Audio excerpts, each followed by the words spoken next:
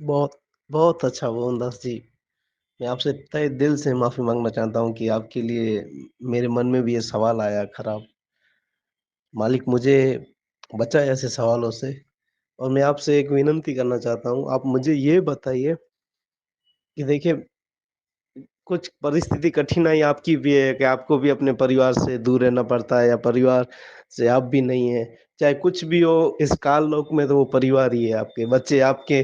चाहे कुछ भी हो, उनका कर्ज आप पे है या आपका उन पे कर्ज होगा, ये तो मालिक को पता है। तभी तो आपके वहां पे है, जो मालिक ने इतना तो ज्ञान में बताया ही है कि हमारे माता पिता या हम उनके कर्जदार हैं, या वो हमारे कर्जदार है या हम उनके अंदर कुछ तो हमारे लिए समय। ये तो बात है। उस हिसाब से मेरे भी जो कर्जदार है, मेरे पिता तो नहीं रहे, माता नो सब। तो मैं ये चाहता हूँ कि आप मुझे बस इतना मार्ग बताइए। मेरे देखो, दोनों नाम मैंने ऑनलाइन लिए हैं। पहले ये बताइए, मेरे दोनों नाम सही है या गलत है? क्योंकि पहला नाम तो मुझे सही लग रहा है, दूसरे नाम लेने में मैंने बहुत जल्दबाजी की थी। ये मेरी खुद की गलती है, मुझे खुद को अफसोस हो रहा है, मैंने दूसरा नाम बहुत पहले ले लिया।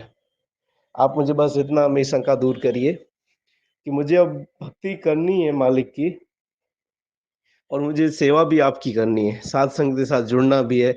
मुझे आप ग्रुप में डालिए, ताकि भक्तों के आसपास रहूंगा तो कहीं ना कहीं मेरे पे मालिक दया होगी। आप भी थोड़ी मदद करिए कि मुझे ये सब ग्रुपों में ऐड कराइए अपने।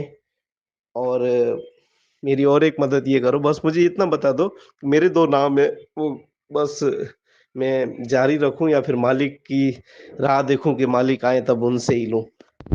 सत्साई भगत जी, डीवीडी से वर्तमान में जो नाम दीक्षा दी जा रही है, ये डीवीडी वाली जो प्रक्रिया है, ये परमात्मा ने 2005 में बना के पूरी कर दी थी। यानी सन 2005 में सतगुरु रामपाल जी भगवान ने जो है डीवीडी में जो मंत्र डालने थे वो उन्होंने डाल के रख दिए थे। और कौन से दिन के लिए?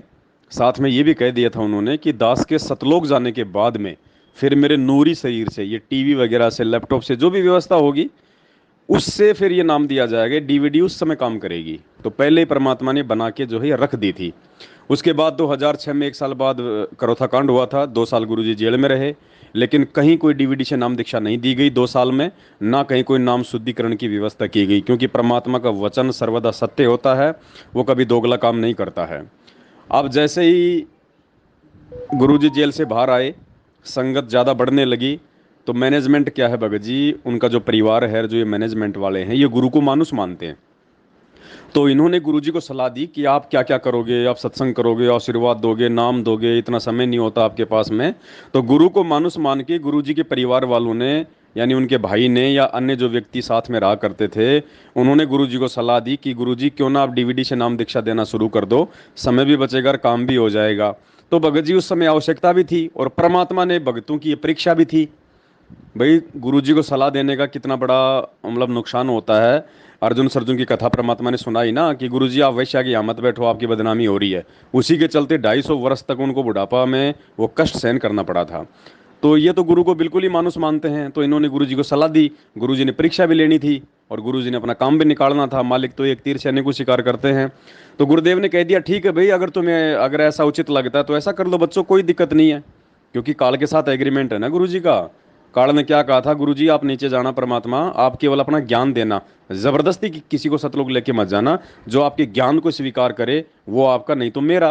तो परमात्मा तो जबरदस्ती करेगा नहीं, विधान परमात्मा ने बता ही दिया सत्संगों में कि डीवीडी से नाम दीक्षा मेरे शरीर छोड़ने के बाद में दी जाएगी। अब बीच में यदि कोई जबरदस्ती टांग अड़ाएगा तो गुरुजी मना नहीं करेंगे। इसी के चलते 2008 या 9 में ये डीवीडी से नाम दीक्षा देने वाली प्रक्रिया शुरू हुई थी। लेकिन ऐसी बात नहीं है कि ये बिल्कुल फर्जी है, ये काम नहीं करेगा, बिल्कुल करेगा। आश्रम में भी दी जा रही थी उसी समय, लेकिन आश्रम में एक फायदा था भगत जी। भले ही नाम दीक्षा मैनेजमेंट की सलाह के आधार पर दी जा रही थी, लेकिन आशीर्वाद वहां पे गुरुजी दिया करते थे नाम दीक्षा देने के बाद में, तो नाम भगत का सुचारू हो जाता था। अब गुरुजी जेल चले गए, कांड भी इन्होंने करवाया, जानबूझ के करवाया, गुरुजी को मरवाने के लिए करवाया, आश्रम की गद्दी हड़पने के लिए उनके भाई ने करवाया। अब तो इन्होंने सरेआम ही सारा पाखंड करना था। गुरुजी के जाते ही साल भर बाद इन्होंने डीवीडी से नाम दीक्षा की प्रक्रिया शुरू कर दी। आज हजारों की संख्या में इन्होंने नामदान केंद्र खोल दिए जगह जगह अपने धार्मिक धंधे के लिए। जबकि 27 साल हो गई थी गुरुजी को ज्ञान देते हुए, 2014 तक, 1994 से शुरू किया था। आज तक गुरुजी ने ना कोई दूसरा कोई आश्रम खोला था, ना गुरुजी ने कोई दूसरा नामदान केंद्र खोला, क्योंकि परमात्मा ने 2004 में बता दिया था कि संत वही होता है जो केवल एक आश्रम बना के रहे, केवल एक आश्रम बना के रहे। तो परमात्मा ने अपने वचन को फॉलो करते हुए कहीं 27 साल में कोई दूसरा नामदान केंद्र या आश्रम नहीं खोला। और यदि कोई आश्रम खोला था मध्य प्रदेश में या कहीं पे, तो मैनेजमेंट वालों ने वैसे सलाह देके अपने स्तर पे इन्होंने खोला था, गुरुजी का इसमें कोई रोल नहीं था। तो कांड के बाद तो इनका मौका मिल गया, इनको सीधा सीधा इन्होंने गुरुजी की आड़ में और भोली संगत को बरगला दिया, डीवीडी से नाम दीक्षा की व्यवस्था कर दी, टीवी चैनलों पे सत्संग चला दिए। सत्संग चलाना इनकी मजबूरी थी, ये कोई ज्ञान प्रचार के लिए थोड़ी ना चलाएं सत्संग भगत जी। अगर नामदान केंद्र आप खोल के बैठे हो तो सत्संग चलाना फिर आपकी मजबूरी होगी कि लोग आपके नामदान केंद्र पे आएंगे कैसे। तो लोगों को ज्ञान सुनाओ, ज्ञान परमात्मा का है, आत्मा तड़पेगी, नाम लेने कहाँ जाएगी, जेल तो जा नहीं सकते, आएगी कहाँ, इनके नामदान केंद्रों पे। तो इनका धंधा अच्छा चलेगा फिर ज्योति पाठदान के नाम पे गुरुजी की आड़ में। और वर्तमान में जो नाम दीक्षा दी जा रही है भगत जी, नाम गलत नहीं बता रहा मैं, नाम तो उस डीवीडी में परमात्मा ही दे रहे हैं, मालिक का ही शब्द है, लेकिन इनको डीवीडी के माध्यम से नाम दीक्षा देने का आदेश नहीं है। और आदेश ना होने की वजह से वो जो नाम है भगत जी, वो नाम मोक्ष में काउंट नहीं होगा।